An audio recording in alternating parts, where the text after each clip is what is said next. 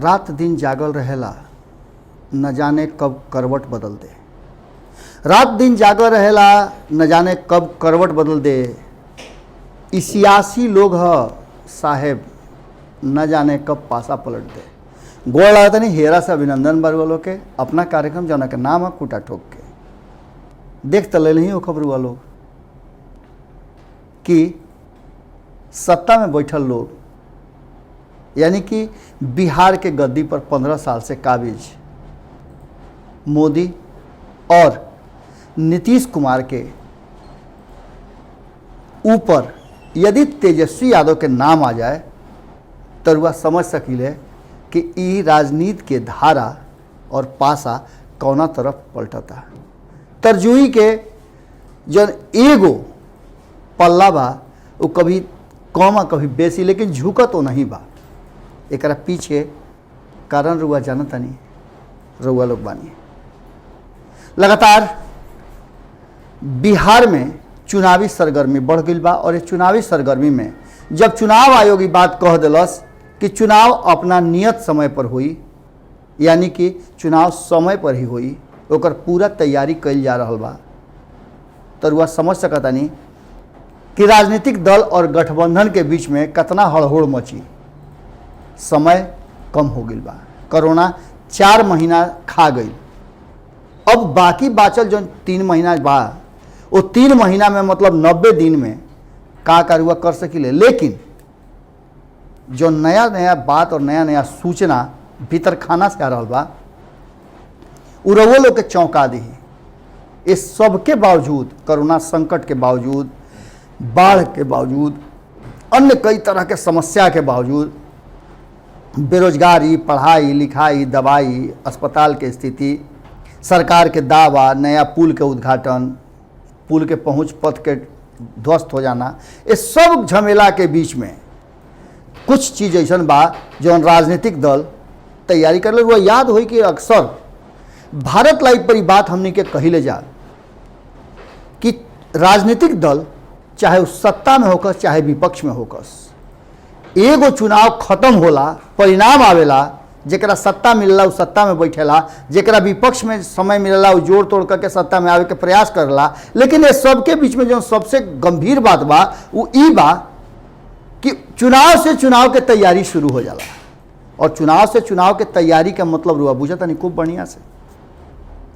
चुनाव से चुनाव के तैयारी के मतलब होला कि जैसे चुनाव खत्म भइल, परिणाम आयल, सरकार के गठन भइल, विपक्ष में जरा रहे के विपक्ष में गई, उ तो अपन रास्ता अपनेबे कैलस। जे लोग सत्ता में आ गई या विपक्ष में आ गई, जिनका जिम्मेवारी मिल गई, ओकरा बाद शेष लोग जन बा उ फिर चुनाव के तैयारी में शुरू हो जाले। ई नया ट्रेंड जो शुरू भइल हा ई भारतीय जनता पार्टी के तरफ से शुरू भइल हा और एकरा के अनुसरण सब लगभग पार्टी करे लगले। 2014 में जन चुनाव भइल उरुआ देखबे कहीं कि कोना तरीका के चुनाव भइल। एक छत्र देश के लोग नरेंद्र मोदी के हर हर मोदी, घर घर मोदी और एकरा अलावे 2 करोड़ युवा के रोजगार, किसान के आत्महत्या रुकना, ये देश के राम राज्य स्थापित हो जाना, ये सब बात पर वोट पड़ रहा है। और एकरा बाद जैसे ही प्रधानमंत्री के रूप में गोड़ लाग के सदन में प्रवेश कैले माथा टेक के, ओकरा बाद से फिर अमित शाह और अन्य संगठन से जुड़ल लोग चुनाव के तैयारी शुरू कर दिले और 2019 में ओकरा से बेहतर परिणाम आयल। और ये बात एकरा बीच के जितना भी कड़ी भइल 2014 से 2019 के बीच में कौन कौन राज्य भारतीय जनता पार्टी अपना लगे उठियौलस, इस सब यह बात के प्रमाणित कर गई कि चुनाव से चुनाव के तैयारी करब तो वहीं तरह आगे जीत के रास्ता नजर आई। अभी बात लगभग हर पार्टी जौन अपना के पूरी तरह से राजनीतिक रूप से सक्षम समझत रहे वो तैयार कर दिलस। लेकिन इस सब में गुरु गुरे रह गए और चेला चीनी हो गए। तेजस्वी यादव और आरजेडी जौन तैयारी कैलस ओकरा के चुनाव आयोग भी मान गई कि हाँ इनकर तैयारी सबसे मजबूत बा। तैयारी कहाँ बा, कैसे बा, ये बताई रुआ के। रुआ याद हुई कि यही साल में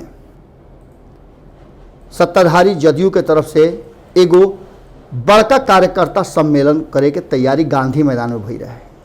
अपना अपना तरफ से दावा भी भइल कि नीतीश कुमार के योजना पूरी तरह से फ्लॉप रहल, लोग नकार दिहल और जो 72,000 बूथ लेवल अध्यक्ष और सचिव के संगठनिक रूप से पद दिहल गए, मनोनयन कल गए है।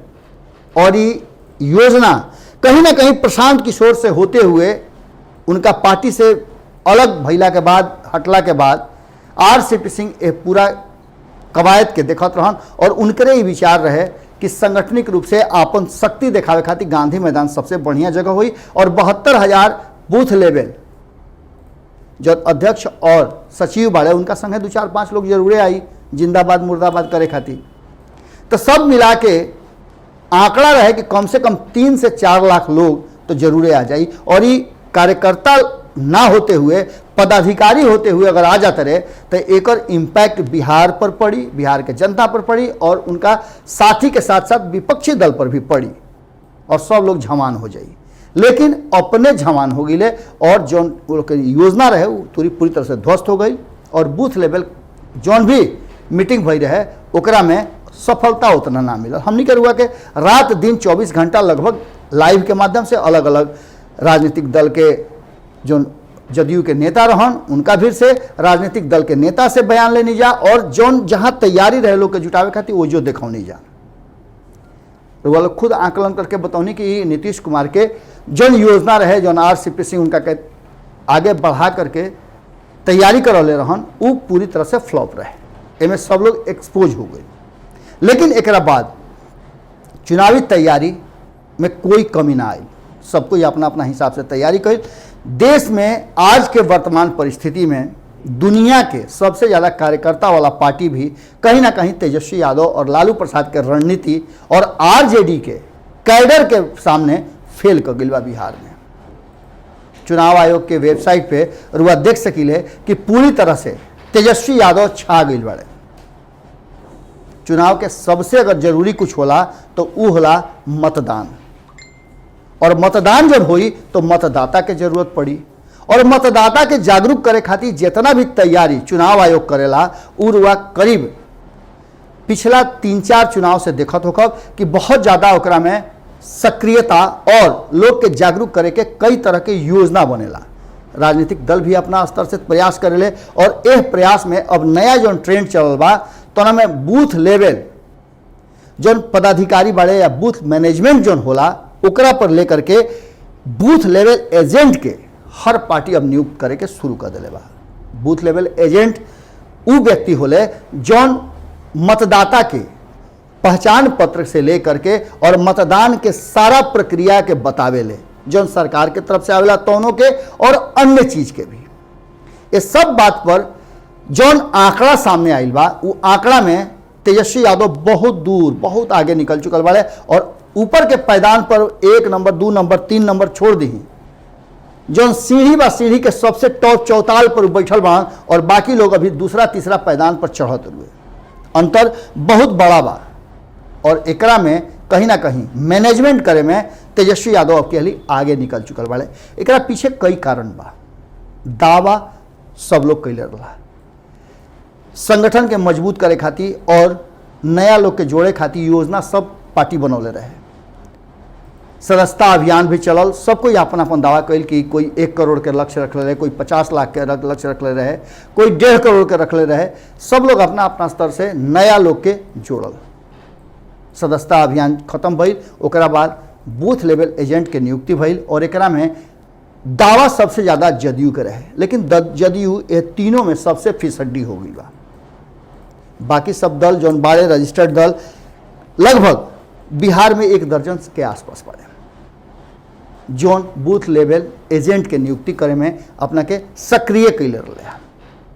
लेकिन इस सब में साइलेंटली रूप से जौना तरीका से A to Z के फार्मूला लेकर के संगठन के विस्तार कैले और संगठन के जिला अध्यक्ष से लेकर के हर जगह संगठन के मजबूत करे खातिर जौना तरीका से तेजस्वी यादव योजनाबद्ध तरीका से और उनका साथे साथे अनुभवी जगदानंद सिंह जितना अपना विवेक और अनुभव के इस्तेमाल कैले वो यह बात से साफ नजर आई। जगदानंद सिंह के मैनेजमेंट के सब कोई लोहा माना था, चाहे वो विपक्ष होके या सत्ता पक्ष होके, सब लोग ये बात खातिर पूरी तरह से मान गई कि हाँ जगतानंद सिंह के मैनेजमेंट बहुत सुदृढ़ बा और कार्यकर्ता के साथ साथ जौन आरजेडी के प्रकृति रहे ओकरा में काफ़ी बदलाव आयल बा।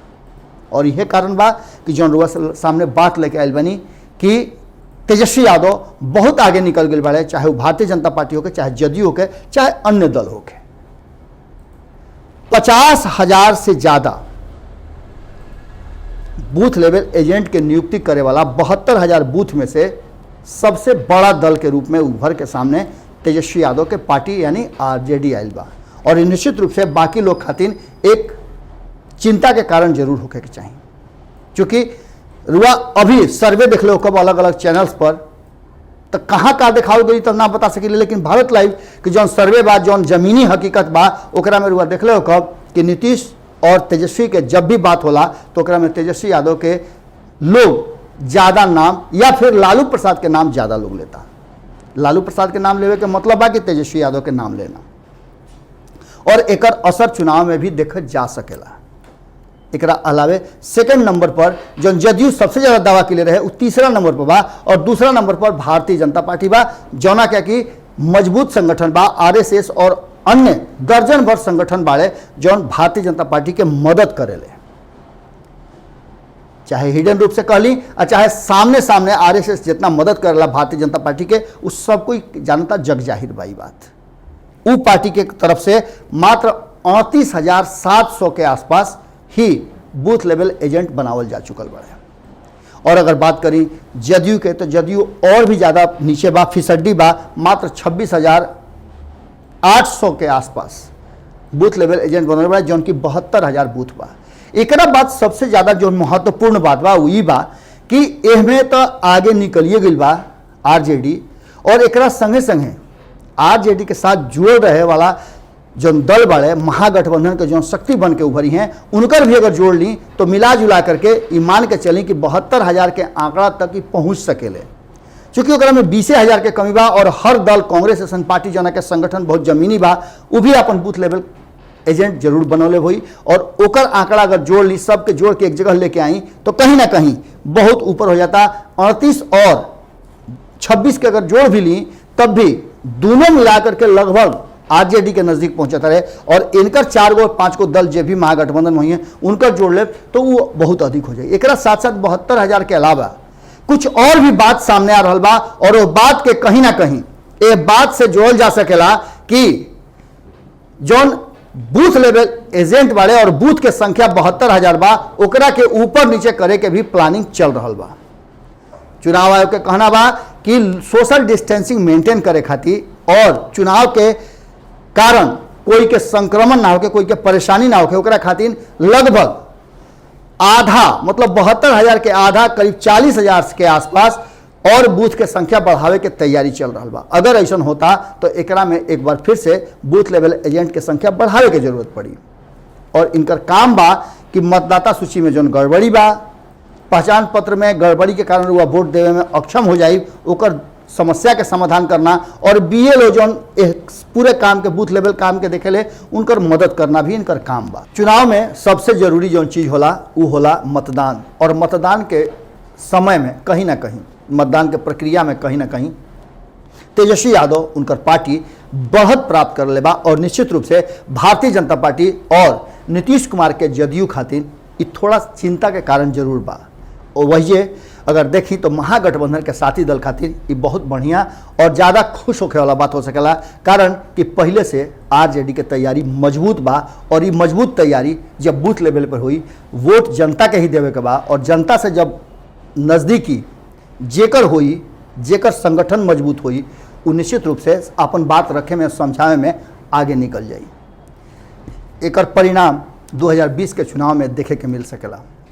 चुनाव आयोग तैयारी कर रहा बा, और चुनाव आयोग के वेबसाइट पर बहुत सारा जानकारी रुआ मिल जाला। वही जानकारी में से एगो जानकारी रहा कि तेजस्वी यादव कहीं ना कहीं 2020 के चुनाव में जौना तरीका से साइलेंटली अपना के आगे बढ़ा रहा बड़े और आम जनता तक पहुँचे के अपन रास्ता बना ले बड़े, वो निश्चित रूप से एक बड़ा चिंता के कारण सत्ता में बैठल भारतीय जनता पार्टी, नीतीश कुमार के जदयू और एलजेपी खातिर चिंता के कारण जरूर बा। ओजे खुश होकर के वो अवसर निश्चित रूप से तेजस्वी यादव अपना साथी दल के भी दिले बड़े, अपना पार्टी के साथ साथ। जुड़ल रही सब है।